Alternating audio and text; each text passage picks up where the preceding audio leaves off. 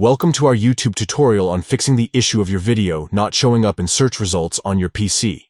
In this video, we will guide you through 4 simple steps to resolve this problem. Let's dive in. Step 1. Find your video ID. To begin, open YouTube Studio and click on Content. Select the video in question and click on Details. The video ID can be found in the video URL, specifically after youtube.be. Step 2. Search for the exact video ID. Use the video ID to search for your video and ensure it has been indexed correctly. Step 3. Use search filters to refine your search. Take advantage of search filters to narrow down your results and improve visibility. Step 4.